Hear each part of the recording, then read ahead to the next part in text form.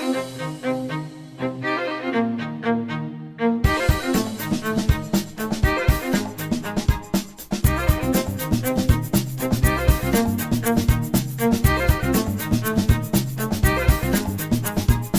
followed was years of the recording industry subsisting in the shadow of King Radio. In 1932, the industry sold only 6 million records, a mere 6% of the early 1920 sales.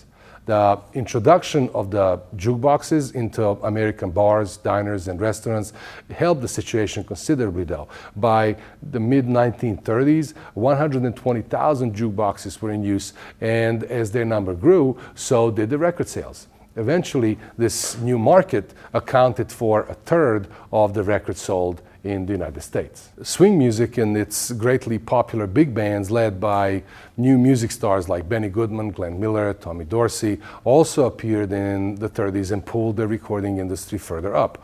The combination of lower prices, better technology and sound, jukeboxes, and this new swing music craze helped the industry recover to its 1920s level by 1940.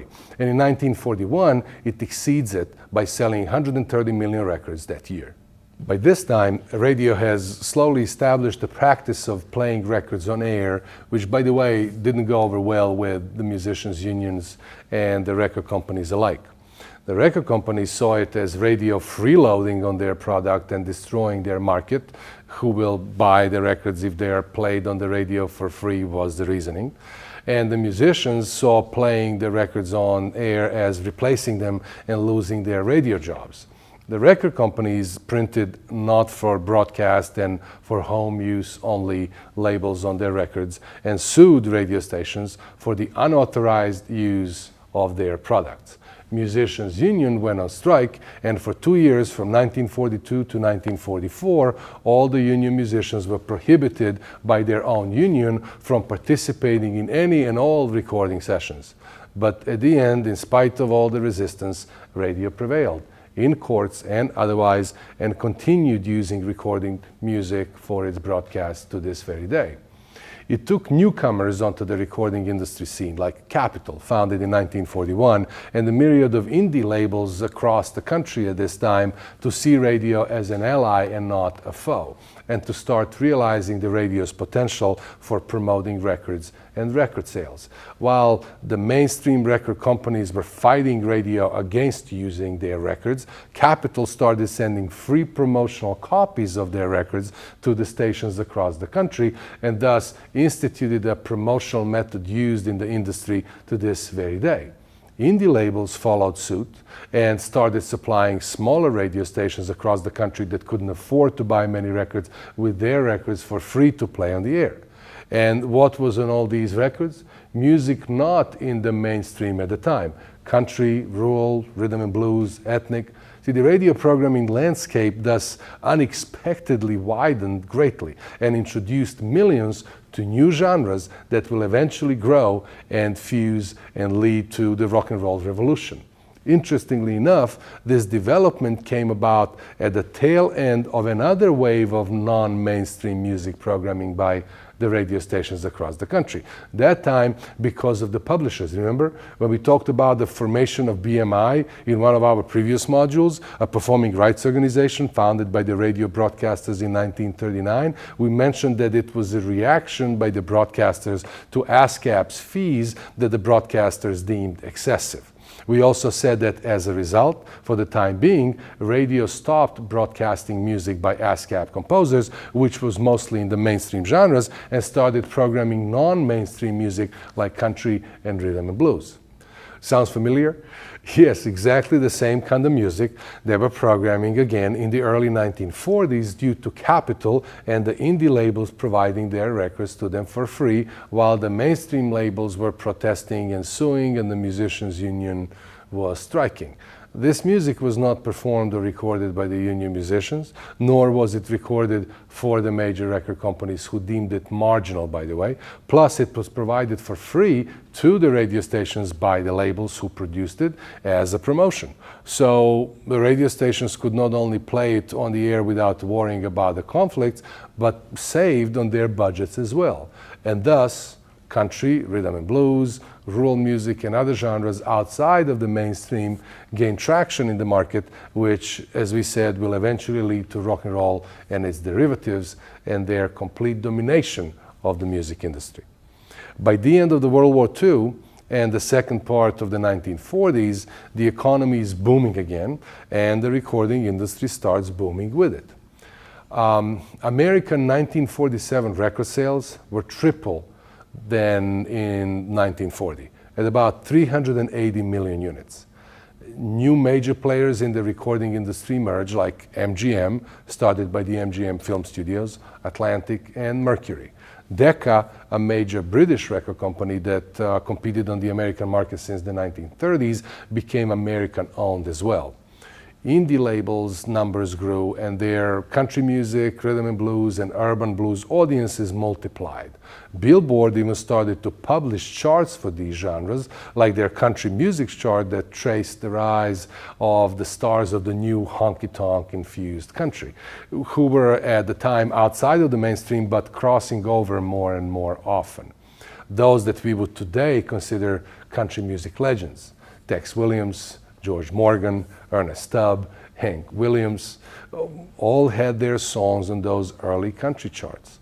In the mainstream, the swing bands that ruled the late 30s and 40s gave way to vocal stars like Frank Sinatra, Bing Crosby, Dinah Shore, and Lena Horne, who were considered the royalty of the stages, the radio waves, and of the record grooves of the time. And then someone at CBS Columbia, actually Peter Goldmark, the chief engineer at the CBS Laboratories, who would later invent a little thing called color television, had a bright idea to make a commercial record that could play more music per side than the standard records at the time. A standard record was 10 or 12 inches in diameter, could play 3 to 4 minutes of music depending on the size, and was using a 78 RPM mechanism for a playback. RCA Victor has already developed a 16-inch 33 RPM disc that could play 15 to 20 minutes of music per side back in 1930s for the radio programs, recordings, and broadcasts, but their attempt to introduce it to the public failed. Those records were just too large and too bulky for commercial music distribution and sales, but were nevertheless very useful for the radio industry work, and were actually continued to be used as such until the early 70s. After the World War II, Goldmark at CBS decided to look into a longer playing record idea again and redesigned the whole thing from the ground up, starting with the needle and the grooves, which he made much finer than they were on the 78s, the tone arm, the motor, which he kept at the RCA Victor transcription disc 33 RPM speed, the whole wiring, the whole thing. The so-called micro grooves of the LPs, as we know them today, date back to this time. As a matter of fact, this new 33 RPM record format was known as a micro groove record, in addition to its more popular name, the LP, or the long playing record. It was introduced to the public by the CBS Columbia Records in June of 1948 in two sizes, a 10-inch and a 12-inch diameter, but the 12-inch format would eventually become the standard. This was a big, bold move by Columbia, and a huge thing for the industry. They not only had to update and change all their pressing plans, but had to help the record players manufacturers redesign their machines and work plans as well, and of course to somehow convince the public to buy not only the new format of records, but to buy new record players as well. Despite of the LP sounding much better than the standard 78s, and despite of much longer playing time, it would be a tough task. It would certainly help if their major competitor, RCA Victor, would move to the new format as well. So before going public with it, the head of CBS, William Paley, invited the head of RCA, David Sarnoff, to demonstrate the new record and to ask if RCA would join in on the new format.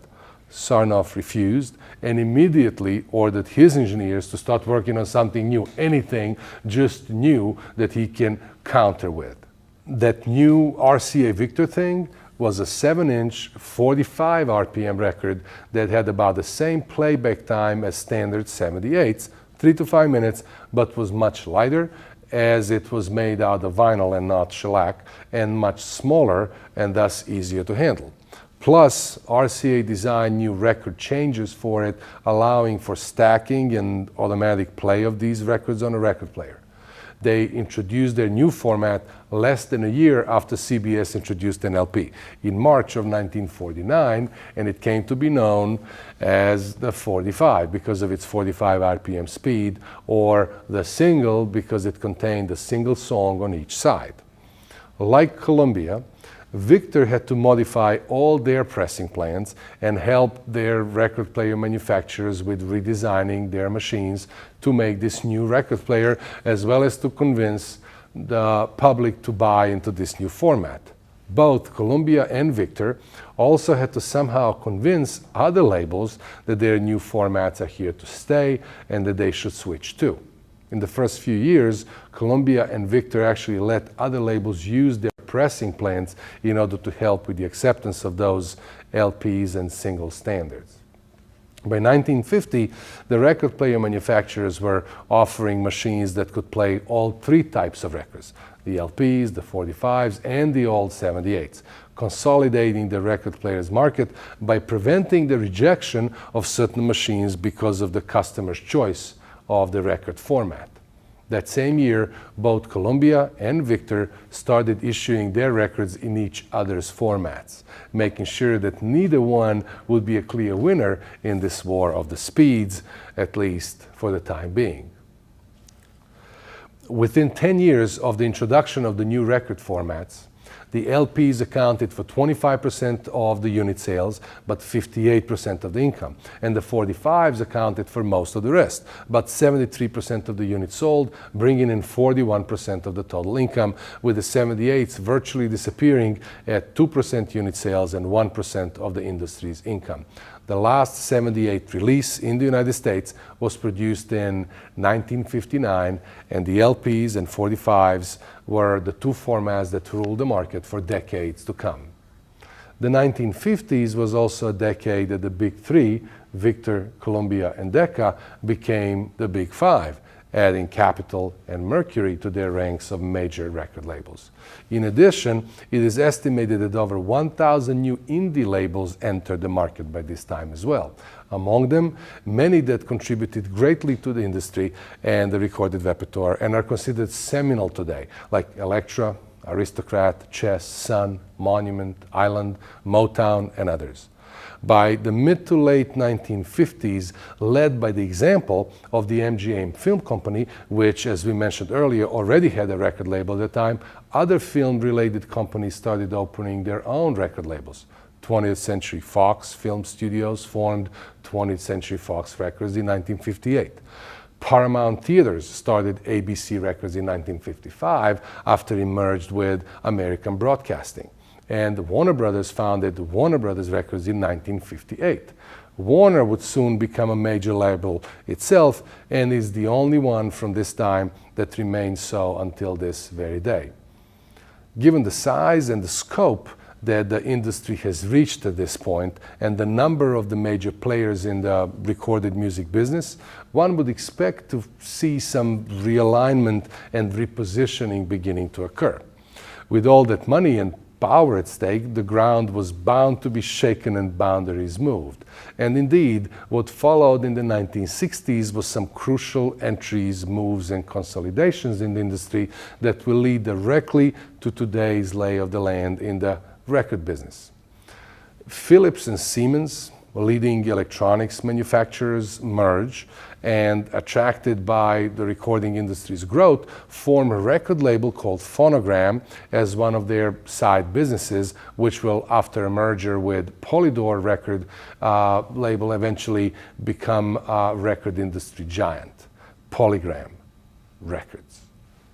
Philips' entry into the record business at this time leads directly to their eventual partnership with Sony in the following decade, developing a new record technology, something you might have heard of, called a compact disc or a CD.